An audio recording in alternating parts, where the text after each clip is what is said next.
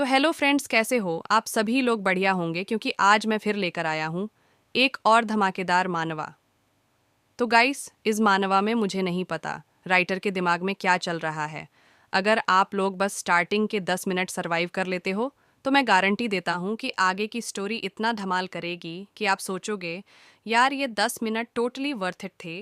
अगर अपने चैनल को अभी तक सब्सक्राइब नहीं किया है तो पहले चैनल को सब्सक्राइब कर ले। तो चलिए, बिना किसी देरी के उसे एक अप्रत्यक्ष शिष्य के रूप में और एक बाहरी व्यक्ति होने के बावजूद वह कबीले में सभी के बीच एक सम्मानित स्थान रखता था। उसका भाई बहुत क्रोधित हुआ क्योंकि वह विश्वास नहीं कर सका कि यह सुअर, जिसने कोई मार्शल आर्ट मुद्रा नहीं सीखी थी, एक महत्वपूर्ण और प्रशंसनीय व्यक्ति था। उसने तब उसे कबीले में लौटने और स्वयं देखने के लिए कहा, लेकिन उसने तुरंत उसे डांटा। ची ने सोचा कि चूंकि उसके भाई के साथ कुछ हो रहा था, इसलिए आसपास रहना सबसे अच्छा था। उसने तब कहा कि वह मिस सूसो द्वारा पुष्टि की गई पट्टिका की विश्वसनीयता मान लेगा और उसी क्षण चला जाएगा। जंग ने कहा कि वह उसे कुछ समय से देख रहा था और उसकी उपस्थिति में सम्मानित महसूस कर रहा था, लेकिन उसे उसके अभिवादन और शब्दों के लिए तुरंत डांटा गया क्योंकि वह जा रहा था। उसने तब पूछा कि वह बाधा डालने वाले के लिए क्या कर सकता है। आदमी ने कहा कि हमारे पास जो पट्टिका है वह कबीले के नाम का प्रतिनिधित्व करती है और इसे अपने पास रखना आसानी से नज़रअंदाज नहीं किया जा सकता। इस अपमान के बावजूद लंबे बालों वाला आदमी चुप रहा और एक शब्द भी नहीं बोला। खुले बालों वाला दूसरा आदमी भी चुप रहा और उसके सामने सब कुछ हो रहा था। एक उल्लेखनीय लाल गोला चमकता हुआ दिखाई दिया, जो कह रहा था कि बच्चा काफी दिलचस्प था और वह वास्तव में एक सच्चा तलवारबाज घोषित होने के योग्य था, क्योंकि उस उम्र में इस तरह के स्किट स्तर तक पहुंचना बहुत मुश्किल था। अब तक किसी को भी बड़ों से ऐसी प्रशंसा नहीं मिली थी और वह लड़का बहुत पसंद करता था। वह विनाश का पूरा आनंद उठाएगा, जिससे चो बहुत भ्रमित और चिंतित हो जाएगा। युवक को जंगों द्वारा शिक्षित किए जाने की सख्त जरूरत थी।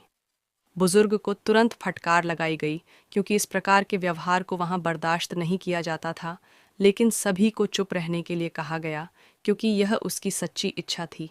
वह बिना किसी रुकावट के वहीं एक मौखिक मार्शल लड़ाई चाहता था। गोला ने उसे निर्देश दिया कि वह केवल वही कहे जो उसने कहा था और कुछ भी अनावश्यक न जोड़े। हमने उससे सवाल किया क्योंकि तलवारबाज को अपनी दृश्य धारणा को प्रशिक्षित करने के लिए उस पर इतना निर्भर नहीं होना चाहिए। जेन हो प्रभावित था क्योंकि उसका प्रतिद्वंद्वी जानता था यह सब। उन्होंने कहा कि जब आप शक्ति को उन्मुक्त करते हैं तो अवरोधक छापों के लिए आपको इसे महसूस करने के लिए आवश्यक प्रतिभा के साथ पैदा होना चाहिए। यही कारण था कि जंगू में उंगली कला दुर्लभ थी और नामोन परिवार से मेल न खाने के अलावा इसके लिए प्रतिभा के एक जबरदस्त स्तर की भी आवश्यकता थी। अपने प्रतिद्वंद्वी से यह सुनने के बाद कि वह कितना प्रतिभाशाली था, जंगो एक उग्र अभिव्यक्ति के साथ बहुत क्रोधित हो गया। उसने तुरंत लड़के को अपना मुंह बंद करने का आदेश दिया। उसके बाद चोवे ने उसे जवाब दिया, जिसने कहा कि वह अपनी तलवार को खोलने के लिए बहुत अधिक जुनूनी था, जिससे उसका हाथ उस स्थिति में था। जंग ने फिर पूछा कि उसके ऊपरी अंग में क्या गलत था और उसे बताया गया कि दाहिना अंग कुछ बड़ा था। उसके कंधे की मांसपेशी स्कोलम थी और केवल क्लाउड के गेट पर एक्यूप बिंदु विकसित हुआ था। यह एक जुनूनी तलवारबाज का एक विशिष्ट लक्षण था, एक चट्टान के निशान जो लंबे तूफानों के दौरान भी मजबूत खड़े थे। वह अपरिवर्तनीय चट्टानों के बारे में सोचता था, एक महान ड्रैगन का पूरा मार्ग जो भ्रष्ट दुनिया को दंडित करता है।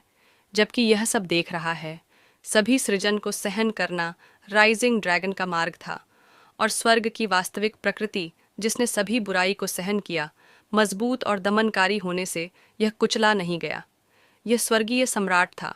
सम्राट का मार्ग पूरी तरह से शुद्ध था और यह उस रास्ते पर नहीं लौटेगा जो पहले ही ढह चुका है। लड़के ने सोचा कि हम नीले आसमान के बारे में शब्द देना जारी रखते हैं, जो दुनिया को अहंकार के साथ देखते हैं, और नमो परिवार से संबंधित तलवार का इतिहास। वह बहुत दृढ़ विश्वास और आत्मविश्वास के साथ बोला, लेकिन उसने सोचा कि वह परेशानी में है क्योंकि तलवार भगवान ने जो कुछ भी कहा था उसे कहने के बाद ऐसा लग रहा था कि वह वहीं पिटने वाला था। अचानक ढीठ आदमी ने हस्तक्षेप करते हुए कहा कि 400 साल हो गए हैं। जंगहो ने सोचा कि उसका प्रतिद्वंद्वी केवल बुनियादी तलवार के बारे में बात कर रहा था, नॉन परिवार की कला। लेकिन उसने तब तक बुनियादी बातों की भी दृष्टि खो दी थी। तब उसे आश्चर्य हुआ कि वह इतना जुनूनी क्यों हो गया था और गति प्राप्त करने में विफल रहा हो। यंग ड्रैगन और चैन सहित तलवार तकनीकों के दर्जनों और सैकड़ों रूपों का इस्तेमाल किया गया था, इसलिए उसे हराने के लिए और प्रभावित हुआ। जंगहो ने शोह से कहा कि उसने उसे वैसे ही डांटा था जैसे एक परिवार के कुलपति करते हैं, और वह इतना अंधा नहीं था, इसलिए अब पदानुक्रम के आधार पर भी उसकी क्षमताओं पर संदेह नहीं था। युवा कुलपति के लिए कुछ परिस्थितियों में चो हाई को गुरु के रूप में मानना सही था। वह काफ़ी प्रभावित हुआ क्योंकि यह वास्तव में रूढ़िवादी संप्रदाय के किसी व्यक्ति के लिए अपेक्षित व्यवहार था, और यह वास्तव में अविश्वसनीय था। उसने तब युवा कुलपति से कहा कि वे चिंता न करें, क्योंकि उनके दादा ने उन्हें ऐसा बनने के लिए मजबूर किया था। एक शिष्य और उसके साथ कैसा व्यवहार किया गया, इससे उस आदमी को कोई फर्क नहीं पड़ा। वह दूर से देख रहा था और सोच रहा था कि यह कितना प्रभावशाली था कि जंगहो ने चोई का पूरी तरह से सम्मान किया, और जल्द ही ले जंगजी ने खुद को उसका शपथबद्ध भाई और फायर ड्रैगन मर्चेंट एसोसिएशन का तीसरा बेटा बताया। उसे कुछ हद तक नज़रअंदाज कर दिया गया, क्योंकि दोनों नए दोस्त इस बारे में सोचते हुए क्षेत्र छोड़ गए कि वे इतना सब होने के बाद क्या पिएंगे। अनावश्यक संघर्ष। फिर उसने सोचा कि उस लड़के के साथ उसका रिश्ता इतनी आसानी से खत्म नहीं हो सकता। उसने जल्दी से हाई को फ़ोन किया और कम से कम एक छोटा सा उपकार करने के लिए कहा। उसे डांटा गया कि बातों को बढ़ा चढ़ाकर न बताए, क्योंकि फायर ड्रैगन मर्चेंट एसोसिएशन के अकाउंटेंट को भी वेतन मिलता है। उसने तुरंत जवाब दिया कि चो उनसे 20 गुना तेज है। फिर उसने जंग से उस शर्मनाक स्थिति को हल करने की अनुमति मांगी। उसने जल्दी से एक दस्तावेज में कई वस्तुओं और उनके सभी वजन का विश्लेषण किया। उसने जल्दी से बताया कि यदि खरीद रिकॉर्ड में कुल 82 आइटम थे, तो मूल्य संभवतः 4873 टोल होगा। उसके दोस्त ने फिर उसे दी गई जानकारी के लिए धन्यवाद दिया। हाई ने तुरंत उस महीने खरीद में वृद्धि के बारे में पूछा और क्या किसी स्थान पर मांग में वृद्धि हुई थी, लेकिन यह सब सिर्फ स्टॉक करने के लिए था, क्योंकि मूल्य सामान्य से बहुत कम था। वह जल्दी से उस आदमी पर गुस्सा हो गया, क्योंकि वह बहुत लालची था और इस कारण से वह एक बेकार व्यापारी रह गया। उसने उसका मजाक उड़ाया और कहा कि वे जल्द ही फिर से मिलेंगे, और उस जगह से दरवाजे की ओर भाग गया। जो व्यक्ति सब कुछ देख रहा था, उसने देखा कि यह कितना हास्यास्पद और बदसूरत था। सब कुछ हो चुका था। जान हो पहुंचे और अपने नए मित्र को विनम्रता से मेज़ पर आमंत्रित किया, लेकिन जल्द ही जीवाई को उस व्यक्ति ने बाधित कर दिया, क्योंकि कुछ समय पहले जो हुआ था उसे वह समझ नहीं पाया था, क्योंकि एक बार फिर कुछ हल करने की बात थी। वहाँ विभिन्न भारों वाली 72 वस्तुएं थीं, साथ ही 36,000 किलो से अधिक वस्तुएं और 30,000 कपड़े के रोल थे। यहाँ उससे पूछा गया कि उसने गणित इतनी जल्दी कैसे कर लिया, क्योंकि ऐसा लग रहा था कि वह गणना करने वाला राजा था। यहाँ तक कि जावाल परिवार में भी, जिसने छोटी उम्र से ही अंकगणित सीखने में जीवन व्यतीत किया, जो कोई ऐसा नहीं था जो मानसिक रूप से उसकी तरह इतनी जल्दी गणना करता हो। कई प्रश्न पूछे गए, जैसे कि उसने कौन सी विधि का उपयोग किया था और क्या किसी वस्तु का उपयोग किया गया था। इससे वह बहुत भ्रमित हो गया, क्योंकि उसने ऐसा नहीं किया था। वह सब कुछ समझाना चाहता था, लेकिन यह आधुनिक गणित था और वह व्यक्ति इसे एक महाशक्ति के रूप में मान रहा था, हालांकि कुछ सरल था, क्योंकि उसे किसी तरह उत्तर देने की आवश्यकता थी। उसने प्रयास करने का निर्णय लिया और अपने मित्र से एक प्रश्न पूछा। इससे वह काफ़ी हैरान और भ्रमित हो गया। कुछ संख्या के सामने एक और भी अधिक खोया हुआ महसूस करना, क्योंकि यह एक अजीब तर्क था कि गैर मौजूद एक संख्यात्मक प्रतिनिधित्व है। इसके अलावा संख्याएं थीं कुछ ऐसी चीज़ के आधार पर जो मौजूद है और कुछ भी मौजूद नहीं है। चौवी ने उससे कहा कि वह बस उस नकली बातचीत को भूल जाए, लेकिन आदमी हताश हो गया और उससे यह समझाने के लिए कहने लगा कि यह सब कैसे काम करेगा। उसने जल्दी से कहा कि चूंकि इसे गुणा नहीं किया जा सकता है, इसलिए यह एक साधारण कुछ नहीं का मूल्य बना रहा। वह और भी अधिक भ्रमित हो गया, क्योंकि उसके तर्क में संख्या 5 ही रहेगी। उसका मित्र गहरी आह भरकर अपने सामने हो रही सारी मूर्खता को देख रहा था। फिर उसने उसे एक मूर्ख कहा, जिससे वह पहले से भी अधिक भ्रमित हो गया। उसने समझाने की कोशिश की कि इनमें से कुछ भी जानना महत्वपूर्ण नहीं था। जंगो ने उसे चीज़ों को समझाने में कौशल की कमी के कारण उकसाया। यह निश्चित रूप से अभिमानी था, क्योंकि यह अन्य लोगों की बुद्धिमत्ता को नज़रअंदाज करता था। इससे वह काफ़ी भ्रमित हो गया, क्योंकि कुछ सेकंड पहले वह एक सम्माननीय संप्रदाय के सदस्य का आदर्श उदाहरण था, और अचानक वह बदल गया था। लंबे बालों वाला आदमी एक दूसरे पर बहस और मजाक करते हैं। जल्द ही लड़की आती है और कहती है कि वे बहुत बचकाना व्यवहार कर रहे थे और उन्हें तुरंत ऐसा करना चाहिए। अचानक एक आदमी उस जगह में प्रवेश करता है और कहता है कि वह किनारे पर नहीं रह सकता, और मेज़ पर बैठने के लिए भी कहता है। काई आश्चर्यचकित है कि यह प्रतीकात्मक आकृति कौन हो सकती है। वह निश्चित था कि यह वही व्यक्ति था जिसे उसने तलवार संप्रदाय के हाह कबीले का दौरा करते समय देखा था। वह युवक कोई और नहीं बल्कि होरान था। वह अपने बारे में सारी जानकारी और विवरण देते हुए नए आगंतुक से अपना परिचय देता है। मार्क उसे थोड़ा शर्मिंदा कर देता है और उसके मन में कुछ असहजता पैदा करता है। वह सोचता है कि इस छोटे से उपद्रवी को कार्यशाला से सारे पैसे लूटने की याद भी नहीं है। युवक फिर से लड़की के साथ छेड़खानी करता है और उसकी तारीफ करता है। वह देखती है और कहती है कि यह सच है कि उसे पहले उसे धन्यवाद देने का मौका नहीं मिला था, और जल्दी से माफ़ी मांगती है और सभी पाठों के लिए अपना आभार व्यक्त करती है। यह जानकारी सुनने के बाद, क्योंकि उस लड़के को संभवतः संगीत का भी ज्ञान था, वह कहता है कि वह केवल एक व्यापारी है जो एक साधारण और छोटी सी कार्यशाला में काम करता है। वह व्यक्ति बहुत उलझन में है कि वास्तव में वह कौन है, उसकी सभी उपलब्धियों, बुद्धिमत्ता और कौशल को देखते हुए, जिसका अर्थ है कि वह आदमी अपने जीवन में सबसे बड़ा लाभ प्राप्त कर रहा था। वहाँ अचानक एक सुनहरी वस्तु दिखाई देती है। यह उस कबीले का पीला फीनिक्स पंखा था, और यह लड़के के लिए एक सुंदर निमंत्रण का संकेत था। अचानक एक हाथ वहाँ जोर से पटका जाता है। जंग हो उस निमंत्रण के बारे में बहुत क्रोधित होता है, जिससे उसका मित्र काफ़ी उलझन में पड़ जाता है। उसके क्रोध का कारण यह था कि युवा मास्टर जो कबीले का प्रतीक धारण किए हुए था, और वह एक कमज़ोर बाहरी व्यक्ति नहीं था जिसे आसानी से नियंत्रित किया जा सके और सस्ती चालों से उसके साथ छेड़छाड़ की जा सके।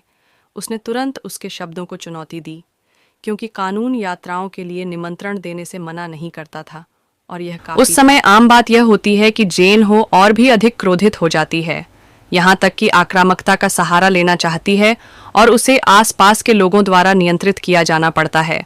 जो एच कहता है कि वह प्रस्ताव की सराहना करता है और इसके लिए आभारी है, लेकिन वह शायद उस समय इसे स्वीकार नहीं कर सका। इससे आमंत्रित करने वाले को बिल्कुल भी पछतावा हुआ। जंग हो कुछ सेकंड के लिए चुप रहता है, थोड़ा शांत होता है, और वह कहता है कि कुछ लोगों की उपस्थिति के कारण माहौल खराब हो गया था, इसलिए वह अपने नए दोस्त के लिए किसी अन्य दिन ड्रिंक खरीदेगा। लेकिन यदि सभी संतुष्ट हैं तो वे जा सकते हैं, और इससे कोई फर्क नहीं पड़ता कि अधिकांश उसके भाई के साथ जाएंगे। सीएच पूछता है कि क्या कोई ज़रूरी मामला है, और उसे जल्दी से जानकारी मिलती है कि अगले महीने वे हैन में एक कार्यक्रम में भाग लेंगे। उसने इसके बारे में पहले भी सुना था, और यह हर 3 साल में एक बार होता है, जिसमें कई अलग अलग क्षेत्रों के साथ विभिन्न कुलों की बहुत सारी कला और भागीदारी होती है। उसने जो सुना उससे प्रभावित हुआ कि प्राचीन तलवार देवता ने उसे बताया था कि वह विभिन्न कुलों के विभिन्न लोगों से मिलता है। वह प्रसन्न होता है क्योंकि उसकी उपस्थिति दुनिया के सभी आनंद के साथ अनुमत है, और उसे एक उज्ज्वल और धूप वाले दिन सभी खर्चों के बारे में चिंता करने की भी आवश्यकता नहीं है। हरे पेड़ों और ऊंचे पहाड़ों के बीच घुड़सवार सेना अपने गंतव्य की ओर मार्च करती है। दोनों दोस्त उस कबीले के सफल और विशाल व्यवसायों के बारे में बात करते हैं। सीएच ने एच में प्रसिद्ध बचत बैंक के बारे में भी सुना था, लेकिन यह सिर्फ इतना ही नहीं था, क्योंकि उस कबीले के नाम के तहत ग्यांग के लेखा कार्यालय सहित विभिन्न दुकानें और इंस थे। उसका दोस्त उस जानकारी से प्रभावित होता है क्योंकि यह अनुई में सबसे अच्छे लेखा कार्यालयों में से एक था, और जगह का दृश्य अद्वितीय था जो कई पर्यटकों को आकर्षित करता था। दोनों एक दूसरे की बहुत प्रशंसा करते हैं और अपने ज्ञान के बारे में बात करना जारी रखते हैं, और अंत में लड़का और रेड उसे बहुत धन्यवाद देते हैं, और फिर मानसू और हांग रयू इंस के बारे में टिप्पणी करते हैं। उस क्षेत्र में उसे बताया गया कि ये विशाल बाघ चोर थे, जिससे वह काफ़ी भ्रमित हो गया। उसने सुना कि उन डाकुओं के पास हरे जंगल में मौजूद 72 समूहों में से ज्यादा ताकत नहीं थी और वे लोग अपना दिमाग खोते दिख रहे थे। उसके भाई ने उसे देखा और तुरंत उसके जंगली तर्कहीन व्यवहार को अस्वीकार कर दिया। उस पल उसने गुस्से में कहा कि उसने सब कुछ को नुकसान पहुंचाया है। दूसरे ने कहा कि उसके भाई ने उसे समझाने की कोशिश की कि दुश्मन इतने बेवकूफ़ नहीं हो सकते, लेकिन वह बस समझ नहीं पाया। जो और भूरे बालों वाला सहमत था, क्योंकि रणनीति या क्रूर बल के साथ भी विरोधियों के पास जीत का बेहतर मौका था और मार्शल कलाकार की दुनिया इतनी सुरक्षित नहीं थी। लड़का बहुत क्रोधित हो गया क्योंकि कचरा का वह टुकड़ा हमेशा उसकी तुलना किताब के एयरहेड्स से करता था। जंगहो ने कहा कि केवल एक डाकू गिरोह था जिसका प्रतीक यह जानवर था। यह जंगल के प्रसिद्ध राजाओं की टीम थी, लौह भालू, जो उस समय अपने शिष्यों और दुष्ट अंगरक्षकों के साथ वहां मौजूद थे। यह 7 महान योद्धाओं में से एक नहीं था, बल्कि उसके प्रतिद्वंद्वी की प्रतिष्ठा वाला कोई व्यक्ति था। जंगो के भाई ने उसका बहुत मजाक उड़ाया क्योंकि स्थिति दयनीय थी और अगर वह उस समय मुर्गे की तरह आगे बढ़ता तो वह बारबेक्यू बन जाता। अचानक कई लोग सामने पहाड़ी से नीचे कूदते दिखाई दिए। वे लाल भालू के दस्ते थे। गेल मॉन्स्टर्स केवल एक समूह के साथ एक पूर्ण कबीले बटालियन के स्तर के लिए जाने जाते हैं। वे बहुत दुष्ट थे और साहसी और निडर अभिव्यक्तियों के साथ आ रहे थे। महान मास्टर ने नमोन योद्धाओं को उस युद्ध के लिए तैयार होने का आदेश दिया जो वहीं होने वाला था। महान युद्ध में युवक ने अपने भाई को चेतावनी दी थी कि यदि वह स्वयं को खतरे में पाता है तो उसे संरचना में वापस जाने की अनुमति दी जाएगी, यह जानते हुए भी कि वह शायद उसकी बात नहीं सुनेगा। हम प्रभावित हुए क्योंकि वह लड़ाई दिव्य ऊर्जा और टीम वर्क के उन्नत रूप के साथ दूसरे स्तर पर थी। दूसरे शब्दों में इसका मतलब था कि वे सभी दिव्य ऊर्जा मंत्र को पूरी तरह से समझ गए थे, जैसी कि कमिंग के वंशजों से उम्मीद थी। सभी योद्धाओं को बिना दया के तुरंत हमला करने का आदेश दिया गया था और अचानक उन्हें हमले को तुरंत रोकने के लिए कहा गया। कहीं से भी एक विशाल छाया पास में दिखाई दी। हरे रंग के कपड़े पहने एक प्रभावशाली आदमी युद्ध के मैदान में आया, जो बहुत ही प्रभावशाली लग रहा था। चो ने उसे देखा। यह सब देखकर बहुत प्रभावित हुआ। आदमी ने तुरंत सभी को रुकने के लिए कहा और कहा कि सब कुछ शांत और शांतिपूर्ण तरीके से हल हो जाएगा। संवाद जंग हो के अनुसार वह प्रभावशाली आदमी चेल UNPSCC लग रहा था, लेकिन वह उस जानकारी के बारे में गलत था। उसने सीमा पार कर ली थी और आदमी को बहुत गुस्सा दिलाया क्योंकि वह बूढ़ा गेजर उस लड़के से बहुत बड़ा था। तब उसके भाई ने तुरंत उसकी असली उम्र के बारे में पूछा। युवक ने जवाब दिया कि वह केवल 17 वर्ष का था। हैरान था क्योंकि वह सिर्फ 1 साल छोटा था, फिर भी वह ऐसा लग रहा था जैसे वह अपने 40 के दशक में था। जंगहो ने उसे एक जोकर कहा और कहा कि वह वहां हर किसी को बेवकूफ़ बनाने की कोशिश कर रहा था। आदमी बहुत गुस्सा और तनाव में था क्योंकि लोग हमेशा उसके साथ एक बूढ़े आदमी की तरह व्यवहार करते थे, भले ही वह युवा था, भले ही यह विश्वास करना कठिन था। किल ने सोचा कि शायद उसने आईने में देखने और वास्तविकता को देखने के लिए अपना चेहरा भी नहीं धोया और डाकू शायद वैसे भी नहाते नहीं थे। जंगहो ने आदमी से कहा कि कम से कम झूठ बोल, और भी क्रोधित क्योंकि उस पिछली लड़ाई का उसके लिए कोई मतलब नहीं था। इसके लिए खुद को सही ठहराए, यह कहते हुए कि उसने जो जानकारी दी थी वह वास्तव में सत्य थी। और जब वह अपनी सही उम्र बताने वाला था तो उसने हल्की हंसी निकाली। इससे लड़का बहुत क्रोधित हुआ और क्रोध से भर गया, लेकिन वास्तव में उसकी उम्र वास्तव में 17 वर्ष थी। लड़का तब बहुत उत्साहित हो गया क्योंकि उसने इसके बारे में जो भी जानकारी दी थी वह सत्य थी। लड़की तब उससे काफी मोहित हो गई क्योंकि उसे लड़कों के लिए एक अजीब स्वाद था। जल्द ही उसका भाई बहुत क्रोधित होकर आता है क्योंकि डाकू पाखंडी हो रहे थे, हमला करने के बाद इस तरह की बात करना चाहते थे। एक संरचना स्थापित करने के लिए बहुत सारे पैसे की आवश्यकता होती है, लेकिन अब जो वास्तव में मायने रखता था वह यह था कि वन राजा का महान शिष्य वहां था। जंग आर बहुत क्रोधित था क्योंकि वह इतना महत्वहीन अधीनस्थ नहीं था, लेकिन भूरे बालों वाला लड़का ज्यादा पैसा नहीं देता था और केवल यह जानना चाहता था कि उन्होंने ऐसा क्यों किया था और क्या उनका इरादा सभी को लूटने का था। श्रीकांग ने कहा कि वह जानते इस कथन से बूढ़े आदमी को दोष नहीं दिया जा सकता क्योंकि ये कार्य मूर्ख 17 साल के लड़के द्वारा उकसाए गए थे। यह जानते हुए बड़े भाई ने कहा कि उसे तुरंत जंगल के राजा के एक शिष्य से बात करने की जरूरत है। उसके तुरंत बाद वह बहुत क्रोधित हो गया, क्योंकि वह एक साधारण अधीनस्थ नहीं था और इससे वह क्रोधित हो गया। जब लोगों ने कहा कि हर कोई बिना कुछ कहे एक दूसरे को कुछ देर तक घूरता रहा, तब नेता ने कहा कि चाहे जो भी हो, युवा मास्टर जंग अपरिपक्व था और समूह की अखंडता को खतरे में डाल रहा था। वे भाग्यशाली थे, क्योंकि अन्यथा कई लोग घायल हो सकते थे या मर सकते थे, और उनकी दुनिया निश्चित रूप से कोई मजाक नहीं थी। युवा मास्टर जंग ने कबीले के बारे में शेखी बघाड़ते हुए समझाने की कोशिश की कि वे गर्वित और सम्माननीय थे, लेकिन वे शायद बात नहीं करना चाहेंगे और लड़ना पसंद करेंगे, क्योंकि यह उनकी प्रवृत्ति थी।